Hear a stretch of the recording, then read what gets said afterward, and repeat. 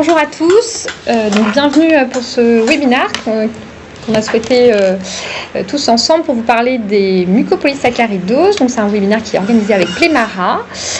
Voilà, alors vous avez tous vos micros et vos caméras coupées pour que ce soit plus fluide et que la connexion se passe bien. N'hésitez pas à lever la petite main quand vous avez des interventions à faire ou à nous écrire des petits mots et on répondra avec beaucoup de plaisir. Hop. Alors, j'espère que vous voyez bien les diaporamas. Donc moi je suis Dr Anne-Sophie Guéman, je suis pédiatre ici au centre de référence maladies héréditaires du métabolisme. Je m'occupe des enfants qui ont des maladies lysosomales et donc des enfants qui ont également une mucopolysaccharidose. Je suis accompagnée de Vincent Frémaux ici présent et du Dr Isabelle-Marie Descamps. Je vais leur laisser la chance de se présenter. Je suis Vincent, infirmier puriculteur coordinateur. Donc je travaille dans le centre de référence avec le Dr Guéman, le docteur Mention et le docteur Doblard, voilà, et les deux médecins adultes, Linda Imbert et docteur Douillard, pour les patients adultes, sur le voyez. Et moi, je suis le docteur Isabelle-Marie Descamps, donc je suis biologiste médicale et je travaille au laboratoire de biochimie métabolique du CHU de Lille. Donc on va discuter un petit peu du diagnostic, sur la partie clinique, puisque moi je suis clinicienne. On parlera ensuite de l'approche biologique, toujours pour le diagnostic, et puis Vincent vous fera un petit point sur la coordination des soins personnalisés. Bon, c'est vrai que quand on baigne dedans, on se pose plus trop la question, donc ça m'a forcé à me reposer la question de pourquoi c'était important de parler aujourd'hui des patients avec mucopolysaccharidose. Donc c'est une maladie qui est rare, certes, mais qui est probablement sous-diagnostiquée et tout l'intérêt quand même c'est de savoir y penser pour ensuite pouvoir prendre en charge ces patients. Donc il y a un PNDS qui a été remis à jour l'année dernière qui reprend bien que l'incidence cumulée, elle est estimée à une naissance sur 25 000 jusqu'à une naissance sur 30 000. Donc finalement, c'est pas si rare que ça. Il y a 3 000 personnes qui sont atteintes aujourd'hui à peu près en France d'une maladie lysosomale et donc 150 nouveaux cas sont diagnostiqués chaque année. Donc ça, c'est pour toutes les maladies lysosomales, mais donc ça fait à peu près une naissance tous les 2 jours. Il faut savoir que les MPS, donc c'est une des parties de ces maladies lysosomales-là, et en effet, quand on dit les MPS, puisqu'on va avoir plusieurs sous-types, donc les MPS 1 qui vont être probablement parmi les plus fréquentes avec la MPS 2, elles ont toutes évidemment un petit nom propre, sinon c'est moins drôle. Donc voilà, là vous avez MPS 1 Hurler-Shay selon la forme de la maladie. Les maladies de MPS 2 c'est pour les garçons puisque c'est l'Yalix, c'est la maladie de Hunter. On a ensuite le type 3, la Sanfilippo, où il y a 4 sous-types. Le Morquio, donc c'est le MPS 4, donc Morquio A et B, la maladie de Maroto-Lamy, le SLY et la MPS 9 qui a été décrite quelques rares fois, c'est rarissime. Là où c'est important d'en parler, c'est parce que du coup les formes cliniques vont être très variables avec un spectre phénotypique qui est assez large pour chacune des pathologies. Elles sont évolutives, multisystémiques. Et donc c'est important d'y penser, de les adresser, de faire le diagnostic précoce, qu'on peut avoir des thérapeutiques importantes à mettre en place qui vont changer quand même le parcours de vie du patient. Donc le principal défi, c'est pas de confirmer le diagnostic, c'est déjà d'y penser. Bon, je vais vous faire un petit rappel physiopathologique très rapide, mais donc la maladie lysosomale, les mucopolysaccharidoses, c'est lié à un déficit enzymatique d'une enzyme qui est située dans le lysosome. Le lysosome, c'est un des organelles de la cellule qui permet le recyclage des grandes molécules. Et donc, ça va entraîner une accumulation des produits qui sont en amont de ce déficit-là. Là, c'est le substrat 2 sur ma diapositive, qui correspond au glycosaminoglycane. Et d'ailleurs, c'est cette accumulation qu'on va pouvoir ensuite doser pour faire le diagnostic. Cette accumulation, elle va être progressive dans le temps, ce qui fait que les signes vont être de plus en plus importants dans le temps. Et ça va être partout dans le corps, donc on va avoir une atteinte progressive de plusieurs organes et donc un tableau clinique multisystémique. Donc multisystémique, ça veut dire qu'en effet, quand on pense aux patients typiques, finalement, on va s'apercevoir qu'on va penser à regarder un maximum d'organes pour trouver des signes d'appel qui vont être donc variables d'un patient à l'autre. Tous les patients n'ont pas tous les signes. Parfois, si la maladie elle est de forme partielle, parce qu'il y a une enzyme qui fonctionne encore un petit peu, on peut avoir qu'un ou 2 signes. Mais globalement, dans les atteintes neurologiques, on va aller regarder s'il n'y a pas un syndrome du canal carpien, s'il n'y a pas une compression de la moelle épinière, qui va d'abord d'ailleurs être présente avec un petit syndrome pyramidal par exemple, s'il peut avoir une hydrocéphalie. Et puis on va regarder aussi, on va interroger les parents sur une régression neurologique. Les traits morphotypiques, je vais vous montrer quelques petites photos après, mais classiquement on décrit un front bombant, des traits épaissis, une racine du nez aplatie. Sur l'aspect cardiologique, on peut avoir des valvulopathies qui vont entraîner un souffle cardiaque, mais également des hypertrophies au niveau du muscle cardiaque. Au niveau abdominal, ce qui est très fréquemment décrit, c'est des hernies ombilicales, des hernies inguinales, qui peuvent être opérées ou pas selon leur gravité. Une petite hépatosplénomégalie qui ne sera pas majeure en général au diagnostic dans l'enfance, et puis parfois aussi diarrhée et constipation en alternance. Sur le plan ophtalmologique, c'est pareil, on va rapidement trouver des opacités cornéennes qui sont assez classiquement décrites et assez fréquentes, avec des difficultés de vision de nuit qui sont en lien avec ces opacités, et puis des cataractes dans certains types de mucopolysaccharidose. Au niveau ORL, là c'est pareil, ils ont quasiment tout ça, en tout cas dans les formes assez sévères de la petite enfance. On va avoir des otites à répétition, un encombrement ORL, du coup des surdités qui peuvent être mixtes, vraiment de transmission ou de perception, et des apnées du sommeil avec des ronflements sur cette infiltration ORL présente. Au niveau ostéo-articulaire, ça va dépendre du type de MPS, mais classiquement dans les MPS hors MPS 4, on va avoir des mains en griffe avec une limitation de l'amplitude des articulations sur des rétractions articulaires, une raideur, très souvent une gibbosité sur une anomalie vertébrale, des vertèbres en rostre, une scoliose et une dysplasie des hanches. Donc voilà, donc là c'est un petit tableau qui rappelle ça. C'est pour vous dire que selon le type de MPS et selon la forme de ce type de MPS, on peut vraiment avoir une clinique qui va être différente. Par exemple, la cataracte, elle va être classiquement décrite dans le type 1, un peu dans le type 2, elle est moins fréquente dans les autres types. Les raideurs articulaires, elles sont très fréquentes dans le type 1, elles sont pas et dans le type 6, elles ne sont pas présentes dans le type 4. Bon voilà, ça c'est un petit peu des choses, mais c'est pas parce que vous n'avez pas de raideur qu'il n'y a pas de MPS, quoi. Donc il faut vraiment être large d'esprit pour pouvoir l'évoquer. Donc les principaux signes d'alerte, là je vous ai refait des petites images. Donc les hernies ombilicales ou inguinales, vous vous êtes médecin, voilà, otite répétée, hépatomégalie, puis cette dysmorphie que vous voyez avec les traits un petit peu épaissis, la racine du nez qui est aplatie. Donc ça se voit assez fortement chez le petit garçon ou la petite fille qui est sur la première image à gauche de votre écran. Vous voyez que c'est un peu moins visible chez la personne jeune adulte qui va avoir une forme un peu plus partielle. Voilà, et on va retrouver du coup pour les images cérébrales, en fait ce que vous voyez, vous avez l'impression qu'il y a des petits trous dans le cerveau, dans ce qu'on appelle la substance blanche. En fait c'est pas des trous, c'est que la myéline qui entoure ces axes neuronaux va être très épaissie par les lysosomes et ça va donner cette impression de trou dans le cerveau. Donc voilà, ça c'est une des choses quand même assez typiques qu'on voit, ce qu'on appelle les espèces de Virchow. Et puis on peut trouver une hydrocéphalie également. Hop, je vous ai remis d'autres images après. Donc là, vous voyez bien les raideurs articulaires. Ce petit garçon qui est à gauche de votre écran, on lui demande de lever les épaules et typiquement, il ne peut pas lever son bras à plus de 90 degrés. Ça, c'est quelque chose qu'on retrouve de manière assez fréquente, notamment dans le type 1 et dans le type 6. Vous allez trouver aussi ces anomalies au niveau dorso-lombaire avec, vous voyez, sur la deuxième partie en haut, un dos qui est inhabituellement en format arrondi, alors qu'il devrait être plutôt en creusement parce qu'on est sur la partie lombaire, dorso-lombaire, thoraco-lombaire, et en fait ça c'est lié à une anomalie vertébrale qui va faire que tout votre alignement va être mauvais, et donc vous voyez que ça peut conduire même à des compressions de la moelle épinière à ce niveau-là, à cause des malformations vertébrales. La rétraction articulaire, je vous l'ai montré aussi au niveau des doigts. Et puis vous pouvez voir aussi que les os ont un aspect un peu inhabituel, assez trapu, qu'on peut regarder sur la radio de la main. Voilà. Donc à droite, vous avez donc toutes les malformations, tous les enraidissements des articulations que je vous ai remis. Et il faut savoir qu'on peut aussi avoir des anomalies du thorax qui sont sur la partie en bas à droite, notamment pour les types 4, qui peuvent avoir des thorax en entonnoir, donc creusés, ou au contraire proéminents. Donc, qu'est-ce qui doit nous alerter, nous, en tant que médecins ? Alors, une des portes d'entrée les plus fréquentes, c'est quand même l'ORL, avec un encombrement important, avec la nécessité d'aller voir plusieurs fois l'ORL pour avoir plusieurs chirurgies, ou même les surdités qui sont mixtes.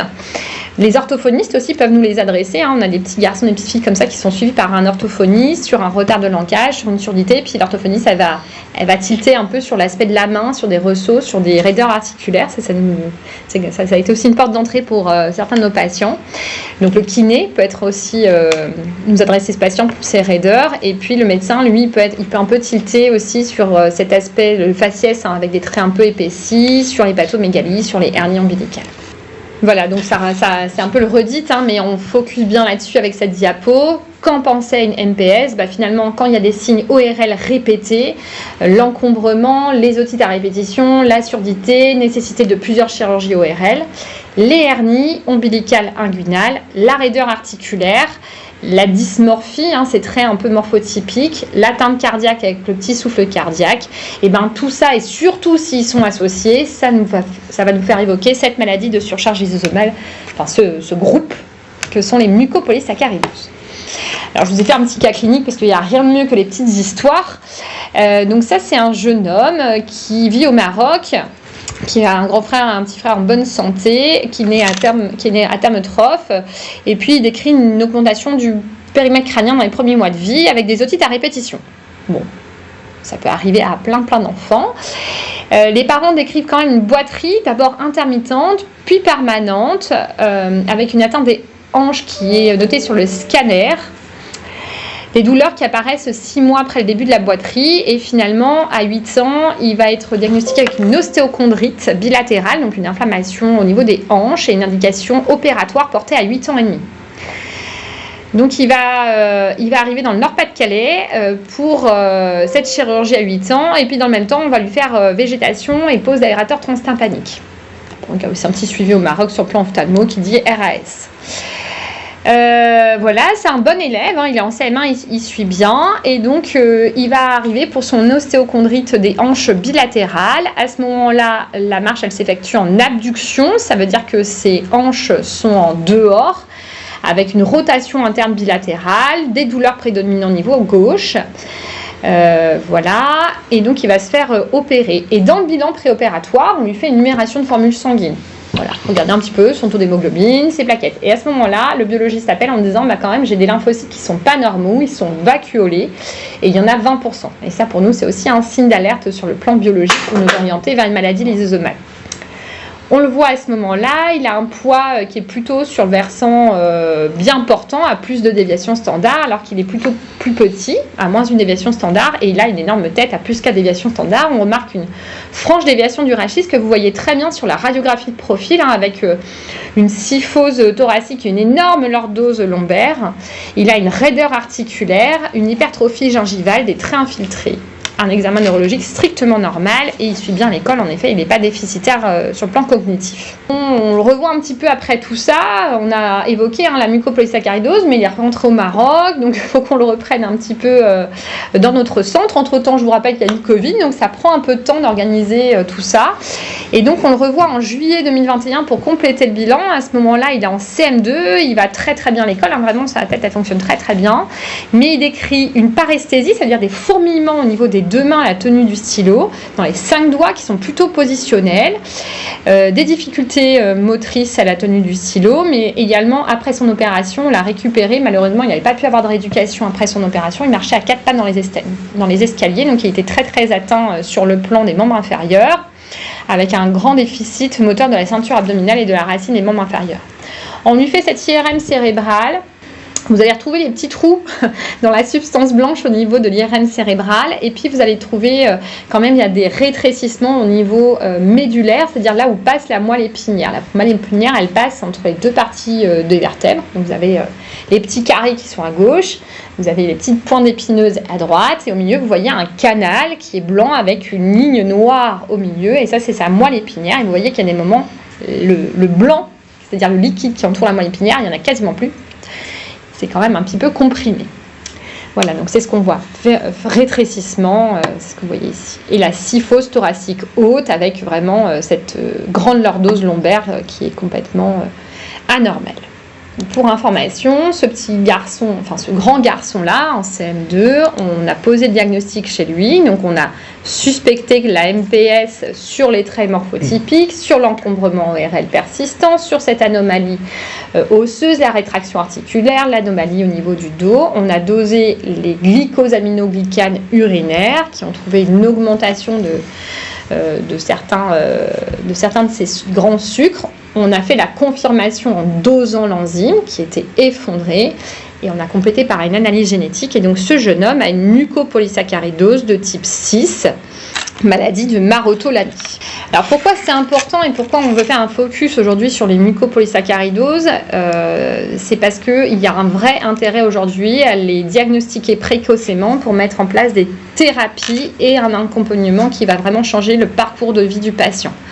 Aujourd'hui, on a des thérapies spécifiques. Alors, il y a les enzymothérapies qui existent maintenant depuis plus d'une dizaine d'années, qui sont disponibles dans certaines mucopolysaccharidoses, le type 1, le type 2, le type 4, le type 6. Le 7, mais elle est plus remboursée. Et puis, il y a surtout beaucoup d'essais thérapeutiques également qui arrivent aujourd'hui, dont on parle beaucoup, sur les thérapies géniques, sur les nouvelles enzymothérapies. Donc, ça peut vraiment changer la vie du patient. Donc, c'est important qu'il soit diagnostiqué, qu'il nous soit adressé. C'est important aussi qu'on les voit parce qu'il y aura une prévention des complications. C'est vrai que ça va être une gestion vraiment multidisciplinaire, plurimédicale, avec les chirurgiens ORL, les chirurgiens ophtalmo, les chirurgiens orthopédiques, neurochirurgiens, les chirurgiens viscéraux. Donc vous voyez qu'on est beaucoup à tourner autour de ces enfants de manière à leur permettre de conserver une marche, de ne pas être tétraplégique quand il y a une compression médulaire, d'être opéré juste à temps, d'avoir des chirurgies sous anesthésie générale qui se passent bien avec des ORL qui savent manager l'intubation de ces patients-là, des anesthésistes formés. Donc c'est très important pour nous. Et puis parallèlement à ça, ce qui fait leur quotidien quand même à ces patients, c'est que, mais Vincent vous en reparlera, ils ont une prise en charge également multidisciplinaire paramédicale qui est très importante, orthopédiste, kinésithérapeute, psychomotricien, et ça à vie, en général coordonné par un médecin de rééducation. Et puis après, nous, il y a aussi toute l'adaptation qu'on fait avec le mode de vie, la scolarité, comment adapter ça avec ces patients qui sont fatigables parce qu'ils ont vraiment une atteinte physique très importante. Comment on adapte l'école, est-ce qu'on met en structure ou pas. Et au-delà de ça, il y a aussi tout le conseil génétique pour les parents, pour les frères et sœurs, pour cet enfant qui un jour voudra des enfants. Et donc, c'est important qu'on puisse en discuter.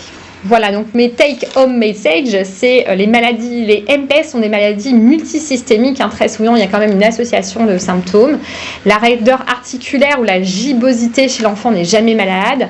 L'association atteinte ORL un peu multiple, encombrement ORL, otite fréquente, surdité, les hernies qui sont quand même assez fréquentes et l'atteinte ostéo-articulaire doit alerter, doit faire qu'on doit y penser et nous l'adresser, et un diagnostic précoce change vraiment le parcours du patient, et ça c'est vraiment le message le plus important. Voilà pour mon petit discours. Je vous remercie de votre attention. Alors moi je vais vous parler de l'approche biologique du diagnostic des MPS. Donc comme Anne-Sophie l'a déjà évoqué rapidement juste à l'instant, donc le diagnostic biologique des MPS repose sur une stratégie qui va être structurée en 3 grandes étapes. Alors ça va commencer par l'orientation biologique qui va permettre de quantifier et d'identifier les glycosaminoglycanes urinaires. Donc à l'issue de cette première étape, on pourra déjà avoir une idée sur un type ou sur un groupe de MPS. Vient ensuite la confirmation biochimique avec la mesure d'activité enzymatique, et enfin la confirmation génétique qui va permettre de caractériser l'altération génique sous-jacente, et cette confirmation génétique sera également indispensable pour la réalisation d'études familiales ou pour proposer un diagnostic prénatal si nécessaire. Et donc ces différents examens vont être réalisés dans des laboratoires de référence. Alors l'orientation biologique va démarrer par la quantification des glycosaminoglycanes urinaires. Donc c'est l'analyse de première intention dont l'objectif va être de rechercher une augmentation des glycosaminoglycanes totaux au niveau des urines. Donc la méthode qui est utilisée au laboratoire, c'est une méthode historique qui est basée sur un dosage colorimétrique au bleu de diméthylméthylène ou DMMB. En fait, c'est un colorant qui a une très forte affinité pour les groupements sulfates que l'on retrouve sur les glycosaminoglycanes. Il va venir se fixer dessus, et donc on va avoir une intensité de coloration qui va être proportionnelle à la concentration en glycosaminoglycanes. Cette technique présente pas mal d'avantages. Elle est facilement automatisable. Elle est simple et rapide à mettre en œuvre. Elle est particulièrement sensible pour les glycosaminoglycanes sulfatés et enfin elle est peu coûteuse, ce qui en fait un outil de dépistage qui est largement utilisé. Néanmoins, cette quantification à elle seule n'est pas suffisante et il va falloir la compléter par une analyse qualitative qu'on appelle également le profil des glycosaminoglycanes urinaires. Donc cette étude qualitative, elle est toujours réalisée en parallèle de l'analyse quantitative. Et ici au laboratoire, on utilise une technique d'électrophorèse sur acétate de cellulose, dont le principe est très simple. En fait, sous l'effet d'un champ électrique, les différents types de glycosaminoglycanes vont être séparés en fonction de leur charge nette. Et donc, on va pouvoir visualiser des bandes qui seront caractéristiques de chaque type de glycosaminoglycane, donc le chondroïtine sulfate, dermatane, héparane ou kératane sulfate, après une étape de coloration au DMMB. Pour faciliter l'identification des bandes, on fait également migrer des standards connus qui vont nous servir de point de comparaison. Et on ajoute systématiquement un témoin d'extraction. En fait, ça va nous permettre de nous assurer qu'il n'y a pas eu de contamination ou de problèmes techniques lors de la manipulation des échantillons. Alors ici, je vous ai mis quelques exemples de profils d'électrophorèse. Donc à droite, vous voyez le standard, donc sur lequel on retrouve les différentes bandes correspondant à un type de glycosaminoglycane. Et donc on va systématiquement confronter le profil du patient avec ce standard. Donc par exemple en haut à gauche, je vous ai mis une urine normale, donc dans laquelle on ne retrouve qu'une bande de chondroïtine sulfate. En bas à gauche, c'est un patient qui est suivi avec une maladie de Morquio. Donc ce patient, en plus d'une belle bande de chondroïtine sulfate, on retrouve également une bande de kératane sulfate. En bas à droite, c'est un patient qui est suivi avec une maladie de marotholamie. Donc là, on retrouve non seulement du chondroïtine sulfate, mais également une bande très intense de dermatane sulfate. Et enfin, en haut à droite, donc c'est un profil évocateur d'un Sanfilippo sur lequel on va retrouver une petite bande de chondroïtine sulfate, mais ce que l'on voit surtout, c'est une bande d'héparane sulfate. Alors ici, c'est juste un petit tableau qui récapitule en fait, qui récapitule le type de glycosaminoglycane que l'on va retrouver en fonction du type de MPS. Et ce que vous pouvez voir, c'est que dans le cas de la MPS 1, de la MPS 2 ou de la MPS 7, en fait, on retrouve les mêmes types de glycosaminoglycanes au niveau urinaire, donc le dermatane et l'héparane sulfate. Ça veut dire que le test sur la base du seul test qualitatif, on ne pourra pas différencier entre une MPS 1, une MPS 2 ou une MPS 7. En ce qui concerne l'interprétation des résultats, alors les résultats quantitatifs vont être rapportés à la créatinine urinaire de manière à pouvoir s'affranchir des variations liées à la dilution de l'échantillon et les valeurs de référence tiennent compte de l'âge du patient puisqu'il existe, on va voir une diminution de l'excrétion urinaire des glycosaminoglycanes avec l'âge. En ce qui concerne l'analyse qualitative, on va regarder la position des bandes par rapport au standard et puis on va évaluer leur intensité relative, donc ça peut aller de traces à une croix, 2 croix ou 3 croix. On va ensuite confronter tous les résultats obtenus, donc les résultats quantitatifs et qualitatifs, tout en prenant en compte les renseignements cliniques lorsque ceux-ci sont fournis. Dans une urine normale, on ne retrouvera que du chondroïtine sulfate, donc ça peut aller de traces à 3 croix. Et une particularité qu'il est importante d'avoir à l'esprit, c'est chez les enfants de moins de 1 an. En plus du chondroïtine sulfate, il est tout à fait possible de retrouver des traces d'héparane, de dermatane ou de kératane sulfate. En fait, ça s'explique par un turnover élevé des glycosaminoglycanes liés à la croissance et également par le fait qu'à cet âge-là, les voies de dégradation lysosomale ne sont pas encore complètement matures. Donc c'est un élément qui est important à connaître pour ne pas surinterpréter des résultats. Alors, on suspectera une MPS face à un taux de glycosaminoglycanes totaux augmenté par rapport aux normes qui tiennent compte de l'âge, ou alors face à un profil qualitatif évocateur d'un type ou d'un groupe de MPS, lorsque l'on observera des fractions anormales au niveau du profil qualitatif. En cas de suspicion, un contrôle sur un nouvel échantillon est fortement recommandé et il faudra également réaliser une confirmation biochimique avec le dosage des activités enzymatiques. Et les tests d'orientation permettront de guider le choix des activités enzymatiques qui seront à explorer. Alors, il faut quand même savoir que ces tests d'orientation présentent quelques limites.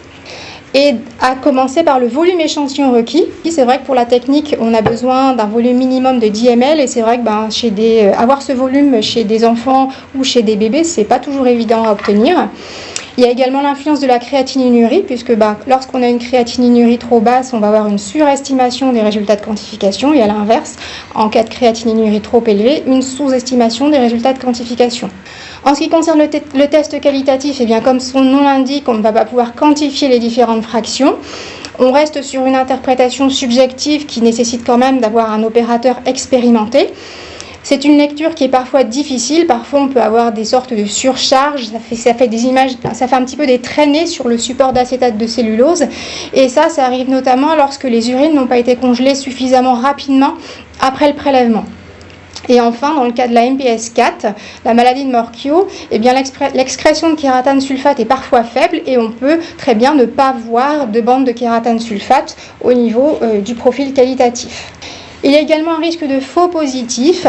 Il y a certaines interférences médicamenteuses, notamment l'héparine. En effet, l'héparine, c'est une molécule qui est riche en groupements sulfate, donc ça va venir interférer avec le dosage quantitatif. Et d'un point de vue structural, l'héparine ressemble fortement à l'héparane sulfate. Donc au niveau du test qualitatif, on verra une bande au niveau de l'héparane sulfate. On peut également avoir des faux positifs en cas d'infection urinaire. Donc ça, c'est lié au fait que dans ces situations, on va avoir une desquamation accrue des cellules urothéliales qui sont riches en glycosaminoglycanes structuraux. Et enfin, des réactions croisées qui ont été décrites avec d'autres maladies métaboliques, comme par exemple certaines oligosaccharidoses. Il y a également un risque de faux négatif dans certaines formes atténuées ou à des stades précoces de la maladie, notamment les MPS 3 et 4. Comme je l'ai évoqué tout à l'heure, on a également une diminution des taux de glycosaminoglycanes avec l'âge. Et enfin, chez les patients qui ont un traitement enzymatique substitutif, ça peut très bien normaliser les taux. Donc le message clé à retenir, c'est qu'un test urinaire normal ne permet pas d'éliminer une MPS. Alors face aux limites de les limites de ces techniques classiques ont conduit au développement de nouvelles techniques analytiques plus performantes et notamment la chromatographie liquide couplée à la spectrométrie de masse en tandem, donc en abrégé pour faire court la LC-MSMS. Donc cette technologie, elle est parfois utilisée comme outil d'orientation biologique en première intention, mais vraiment dans des centres spécialisés. Plus souvent, elle va être utilisée en deuxième intention, et notamment lorsque les tests urinaires conventionnels reviennent négatifs et que malgré tout, il y a une forte suspicion clinique de mucopolysaccharidose. À la différence des techniques classiques, eh bien cette méthode va permettre de quantifier précisément des disaccharides issus des glycosaminoglycanes urinaires. C'est une technologie qui présente une très haute sensibilité, une très haute spécificité, ce qui va contribuer à pouvoir mieux détecter les formes atténuées ou précoces. Et elle a un intérêt également dans la réduction des interférences, notamment celles liées à l'héparine.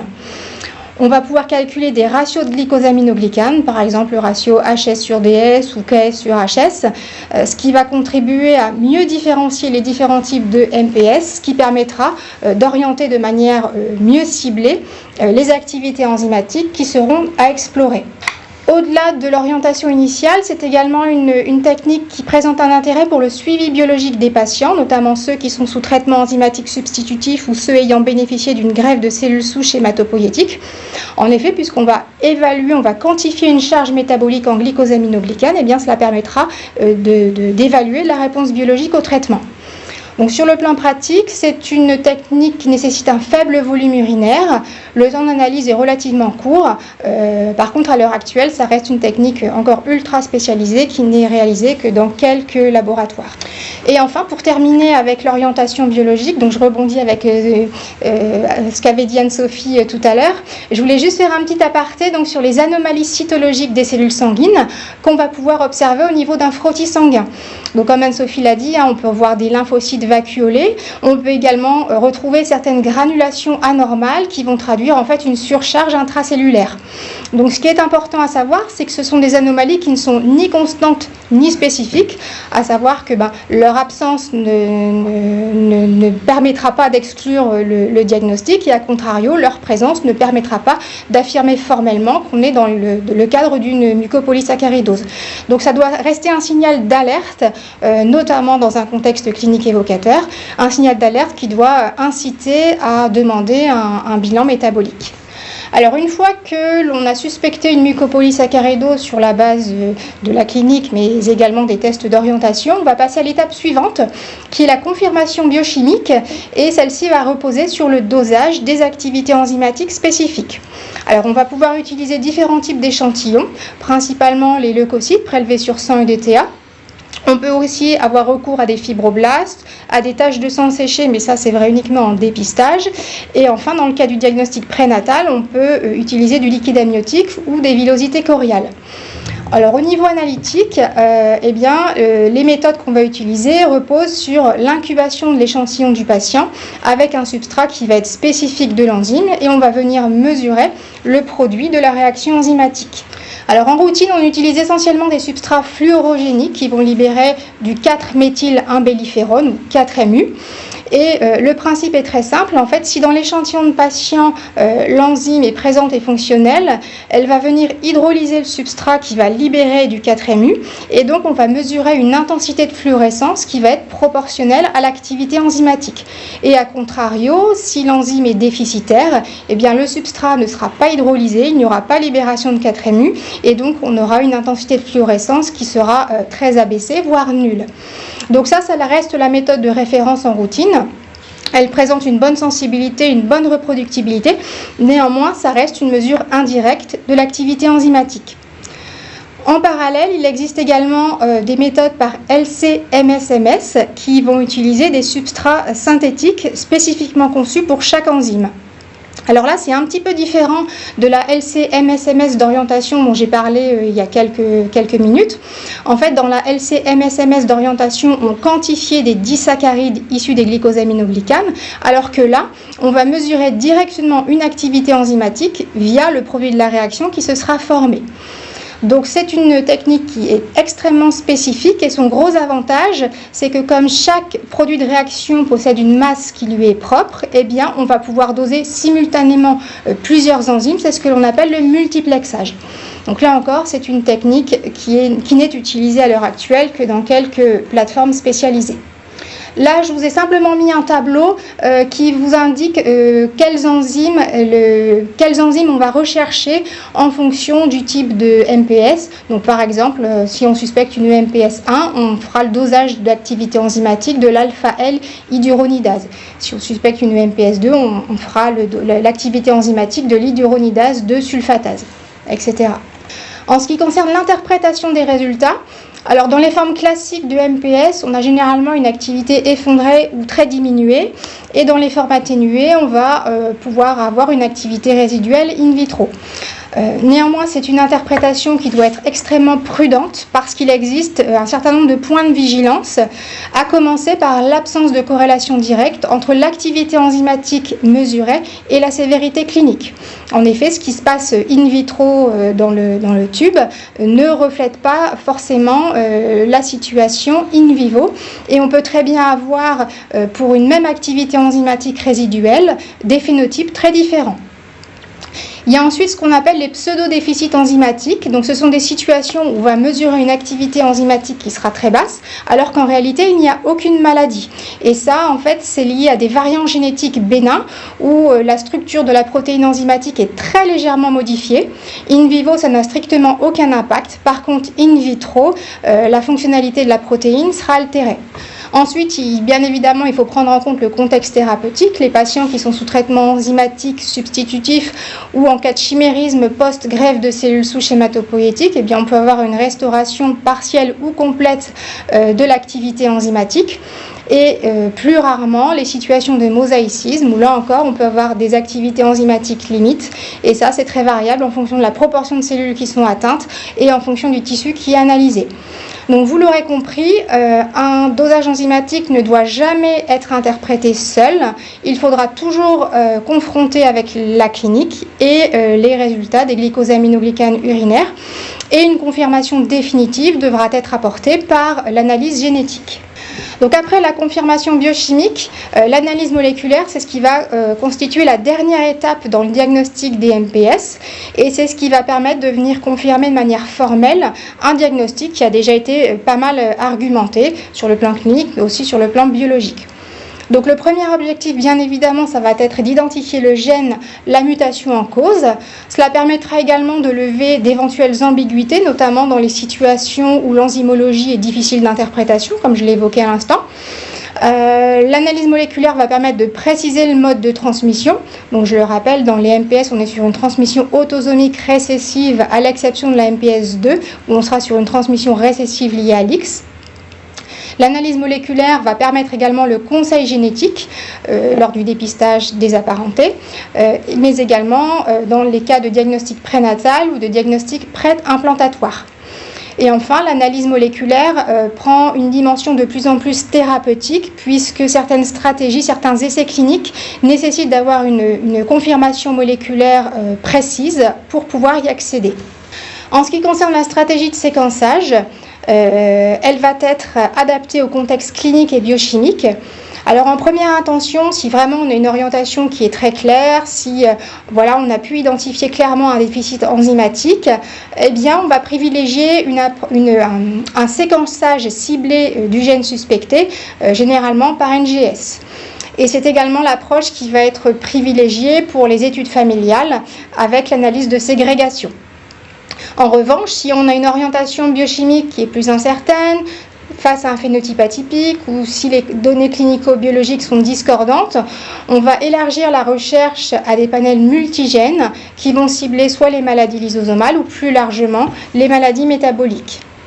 Et enfin, dans les situations vraiment complexes, on peut avoir recours à d'autres analyses complémentaires, comme par exemple la recherche de remaniement génomique, comme la variation du nombre de copies pour rechercher éventuellement des délétions ou des duplications qui n'auraient pas été vues avec les méthodes précédentes.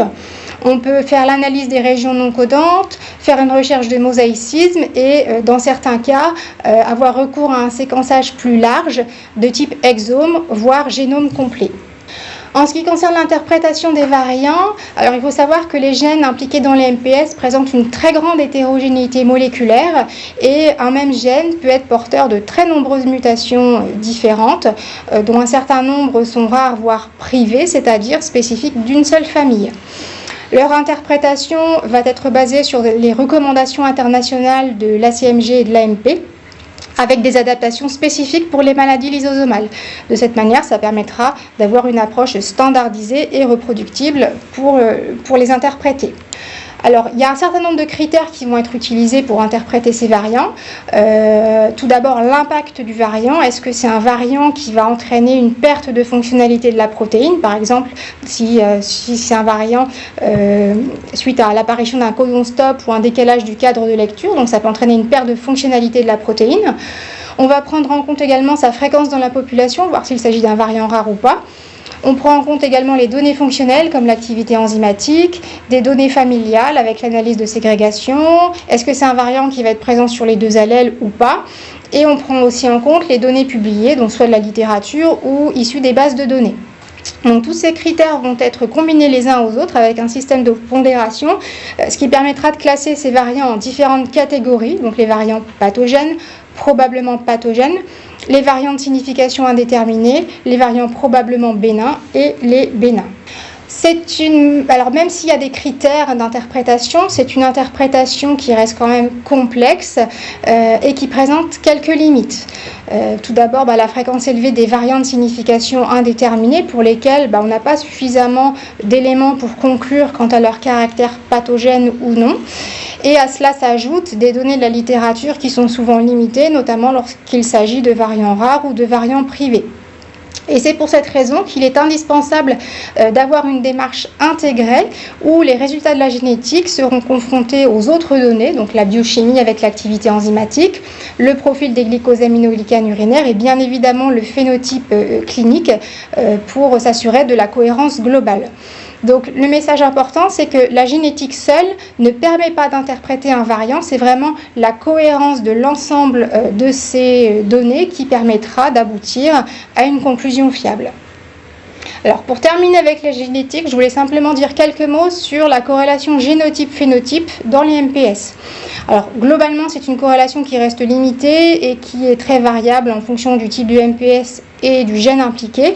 Alors il y a quand même, dans certaines situations, elle a pu être mieux établie, notamment lorsqu'il s'agit de mutations nulles, soit par apparition d'un codon stop ou un décalage du cadre de lecture. Donc ce type de mutation est généralement associé à des formes sévères. Par exemple, dans la MPS 1, il y a certaines mutations sur le gène IDUA. Donc, par exemple, la mutation W402X, donc c'est le remplacement d'un tryptophane par un codon stop, ou la mutation Q70X, donc le remplacement d'une glutamine par un codon stop. Donc, ces mutations sont associées à des formes sévères de type Hurler. Et dans la MPS 2, donc, il peut y avoir de grandes délétions sur le gène IDS qui sont également à l'origine de phénotypes sévères. Néanmoins, c'est une corrélation qui reste imparfaite parce qu'il existe une grande variabilité interindividuelle, un même génotype pouvant conduire à des phénotypes très différents. Cela s'explique notamment par l'existence de facteurs modulateurs, par exemple des facteurs génétiques comme l'hétérozygosie composite, où l'association de deux variants différents aura un impact sur l'expression phénotypique. Il y a également des facteurs épigénétiques qui vont influencer le niveau d'expression du gène muté, mais qui n'auront pas d'impact sur la séquence. Et bien évidemment des facteurs thérapeutiques comme l'enzymothérapie substitutive ou la greffe de cellules souches hématopoïétiques qui impacteront sur l'évolution clinique du patient. Donc ce qui est important de retenir, c'est que la génétique seule ne permet pas de prédire l'évolution individuelle des patients. Donc pour conclure, le diagnostic des MPS, ça reste un diagnostic complexe qui repose sur une approche multidimensionnelle où il faudra croiser les données cliniques, les données biochimiques et la génétique. Le diagnostic ne peut pas se faire sur un seul examen isolé. Chaque exploration va apporter une information partielle et c'est vraiment leur complémentarité et leur interprétation globale qui permettra d'aboutir à un diagnostic. Dans ce contexte, le biologiste a vraiment un rôle central, non seulement pour l'orientation des analyses, mais aussi pour la validation et l'interprétation des résultats en lien avec les cliniciens. Et comme le disait Anne-Sophie, l'enjeu majeur des MPS, ça reste de pouvoir faire un diagnostic précoce de manière à améliorer la prise en charge et le pronostic des patients. Voilà, donc pour terminer, je vous ai mis l'adresse internet où vous pourrez trouver la liste des centres de référence des maladies lysosomales ainsi que la liste des laboratoires de diagnostic. Voilà, je vous remercie de votre attention. Et je laisse la parole à Vincent. Merci. Donc moi je voulais juste vous parler des maladies, des mucopolysaccharidoses. Donc moi je fais la gestion et coordination des soins personnalisés pour les patients atteints de MPS. Donc je voulais juste vous parler de mon travail qu'on fait avec le Dr Gaiman. Donc les mucopolysaccharidoses sont des maladies lysosomales rares qui nécessitent en fait une prise en charge pluridisciplinaire et coordonnée. Une fois que le diagnostic est posé, l'enzymothérapie en fait ça va être une étape clé. Donc le but en fait ça va être la continuité du traitement, sécuriser la perfusion, organisation la logistique et accompagner les familles sur le long terme. Donc dans un premier temps, la mise en place. Donc le but en fait c'est de mettre en place en fait le protocole d'enzymothérapie. Donc c'est-à-dire adapter la posologie en fonction du poids de l'enfant, quelle enzymothérapie mettre en place, les volumes de perfusion, les débits de perfusion, les volumes, dans quoi on va le mettre, dans du SSI ou dans du G5. Et le but après, c'est une fois qu'on a fait ça, une fois que on a fait le protocole d'enzymothérapie, même s'il y a des éléments qui changent, comme j'avais dit la posologie, le volume ou les débits, il y a des choses qui ne changent pas, c'est qu'on fait l'enzymothérapie toutes les semaines ou tous les 15 jours. Organisation des séances, alors là c'est le but, le travail, ça va être de trouver une place en hôpital de jour. En fait, l'enzymothérapie, on va la mettre en place en hôpital de jour de préférence. On fait toujours ça avec le Dr Gaiman. On fait ça de 4 à 6 mois. On va les laisser en hôpital de jour parce que ça va permettre de sécuriser le protocole. On va pouvoir voir les risques anaphylactiques si on a adapté le protocole en fonction des risques anaphylactiques et mettre en place éventuellement une prémédication. Le premier rôle, comme je vous disais, c'est de trouver une place. Il va falloir s'adapter avec les possibilités du service. Quel jour on mettra en place en fonction du nombre d'infirmières, Après, il faudra adapter donc, la place qu'on a vue le jour de la semaine. Il faudra aussi voir avec les parents leurs possibilités, leur disponibilité, parce qu'il y a souvent des frères et des sœurs. Il faut aussi s'adapter à eux, voir comment on peut faire, en sachant que de tous les cas, si c'est toutes les semaines, on ne pourra pas changer le jour d'injection, ce sera toujours le même jour. Donc ça aussi, et il faudrait aussi anticiper, c'est pour ça que j'ai mis le petit schéma, c'est les semaines de 4 jours, parce que si ça tombe sur un jour férié, on pourra le décaler, donc de l'enzymothérapie de 24-48 heures avant ou 24-48 heures après, mais pas au-delà. En fait, le but, c'est d'éviter en fait, tous les risques en fait, de réaction allergique. En fait, il peut y avoir soit, si on décale de trop, il y aura un risque de sous-dosage ou un risque de surdosage. Et ça peut tout à fait majorer en fait, les risques de réaction allergique. Comme je disais, dans les 6 premiers mois, la perfusion sont généralement réalisées en fait, sur surveillance rapprochée, donc sur l'hôpital de jour, pour pouvoir adapter le protocole, si besoin. On va travailler en collaboration avec la pharmacie. Le but est de transmettre les ordonnances afin de vérifier donc, que les commandes soient réalisées, que ce soit le bon produit pour le bon patient à la bonne posologie, dans les bonnes conditions, voir les disponibilités, voir les jours de livraison aussi pour certaines enzymothérapies, pour être sûr que si le jour en fait c'est le vendredi début de semaine ou fin de semaine, qu'il soit bien livré en fait en pharmacie, qu'ils aient bien du stock. Il faut qu'il soit bien livré aussi dans les services, dans les bonnes conditions, pour qu'il puisse ensuite être dilué dans les bonnes conditions. Débuter l'enzymothérapie. Alors l'enzymothérapie, en fait, elle va toujours, dans un premier temps, on la débutera toujours sur une voie périphérique. Le souci sur une voie périphérique chez un enfant en bas âge, c'est que il va vite avoir les limites, en fait, parce que si on pique toutes les semaines, même tous les 15 jours, chez un enfant qui a donc un état veineux, même avec un bon état veineux, l'enzymothérapie elle dure entre 4 et 6 heures, ça va vite poser des problèmes. Et en fait, généralement, les médecins, donc Dr Gaiman, généralement, en fait, on va vite parler aux familles en fait, de la pose d'une voie centrale. Alors, il faut savoir que chez ces patients, la peau elle est quand même assez infiltrée, donc ça peut être beaucoup plus difficile de trouver un accès veineux. Quand on parle de VVP, en fait, c'est sur une veine, un peu comme quand vous avez des prises de sang en laboratoire. Donc, ça peut être plus difficile chez nos patients de trouver cet accès-là et en effet de le faire durer pendant 4 à 6 heures.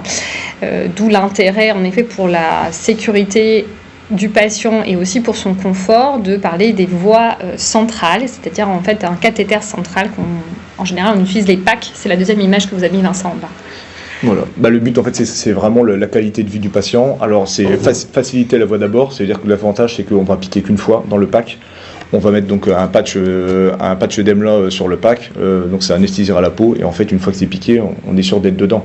La voie périphérique, il n'est pas rare qu'on est obligé de piquer plusieurs fois l'enfant et donc c'est pour l'acceptation du soin aussi, comme l'enzymothérapie, ça sera une enzymothérapie à vie. Le but c'est que ça se passe le mieux possible et en toute sécurité pour éviter toute diffusion en fait du produit.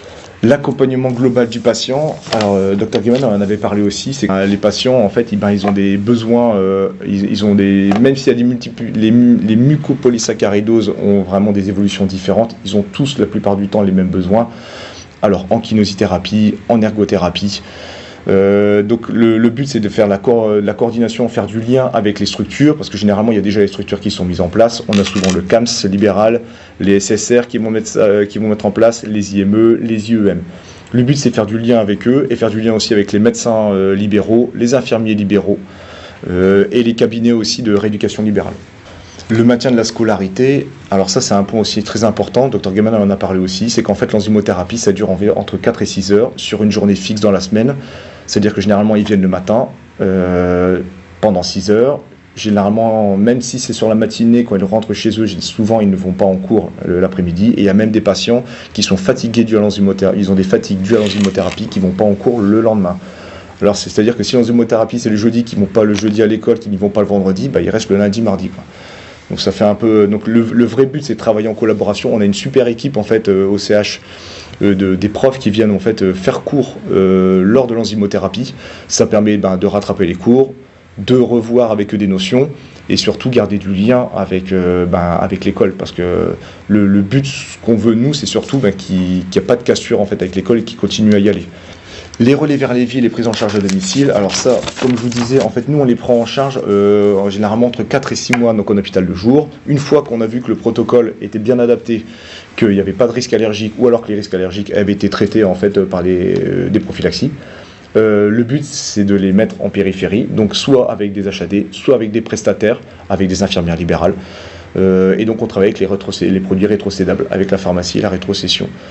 Nous, le but du coordinateur, c'est de garder du lien, surtout de continuer à garder du lien, faire adapter les protocoles quand il y a une évolution de la posologie, quand ils prennent du poids, renvoyer les nouvelles ordonnances, le nouveau protocole, et surtout vérifier que ça se passe bien au domicile. Il y a déjà eu des fois en fait, où c'était les parents qui nous ont appelés parce qu'il y avait des soucis avec l'HAD, avec une HAD, et on a dû faire le point avec les infirmiers qui passaient au domicile. C'était surtout en fait des notions d'hygiène en fait par rapport à la prison, par rapport au fait de piquer dans le pack. Et en fait, on a évidemment il faut y aller avec toute comment dire. Avec toute la diplomatie, c'est on ça. est capable pour continuer à travailler vraiment en binôme. Le but, c'est de fâcher personne, en fait. Pour que le patient ait toujours accès à son traitement, mais avec un peu plus de sécurité. Et on travaille aussi avec les hôpitaux de périphérie. Ça nous arrive aussi de faire après les hôpitaux de jour, une fois qu'on a passé les 6 premiers mois ici, de travailler avec les hôpitaux de périphérie proches du domicile, de manière à ce que déjà le temps de transport soit fortement réduit. C'est ça. Le but, c'est de fâcher personne, c'est juste de faire la continuité, la sécurité. On veut que tout se passe bien dans les bonnes conditions de sécurité. Alors des fois, il faut juste les rappeler ou voir comment. Généralement, en fait, rien que le faire du lien avec les équipes, voir vraiment ce qui s'est passé au domicile, parce qu'on n'a toujours que le côté des parents, voir ce qui s'est vraiment passé, rassurer tout le monde, on voit et on revoit s'il y a des soucis au niveau des protocoles. Et généralement, ça se passe bien. Mais c'est vrai que le fait de faire du lien avec les familles, les partenaires, généralement, ça permet de que la communication et que tout le monde finalement gagne. Ça apaise tout le monde. En conclusion, moi j'ai dit que la prise en charge des patients mucopolysaccharidoses repose sur une coordination rigoureuse et surtout une anticipation, avoir des plans A et des plans B. Au-delà de l'administration de l'enzymothérapie, le but c'est vraiment organiser les soins, sécuriser, coordonner avec les différents intervenants, accompagner les familles et maintenir une qualité de vie du patient.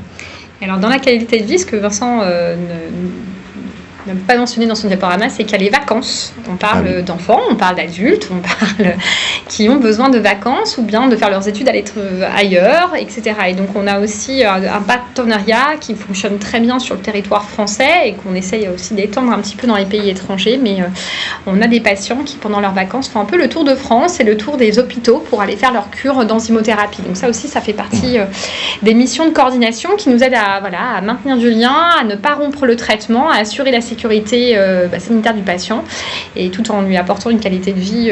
Oui, certes, ça nécessite d'aller visiter d'autres hôpitaux de jour, mais au moins ça leur permet d'être au bord de la mer quand il y a besoin. C'est ça, tout à fait. Alors avant d'arriver, j'organisais des mails avec Toulon pour pouvoir organiser une enzymothérapie qui était prévue. Alors c'est pareil, il faut que... C'est souvent vers le sud, quand même. Vers le sud. On a rarement de demande vers et l'idéal, c'est que ce soit qu'il y ait de l'anticipation pour qu'on puisse prévenir les équipes bien en amont pour pouvoir donner les protocoles, vérifier que la pharmacie est bien le produit, fournir et de la place surtout aussi. C'est ça, et des équipes formées. On espère avoir fait un tour à peu près complet de ce qu'on fait, de notre quotidien auprès de ces patients. Écoutez, si on a été parfaitement clair et que grâce à nous, vous avez passé une bonne après-midi avec plein d'idées sur les NPS, n'hésitez pas sinon à nous faire remonter les questionnements, on est à votre disposition et surtout n'hésitez pas à penser NPS et à nous les adresser si vous avez la moindre suspicion, on sera ravis de les recevoir et de procéder aux premières étapes du diagnostic et du dépistage. Voilà. Bien, bon après-midi à tous. Bon après-midi. Au revoir.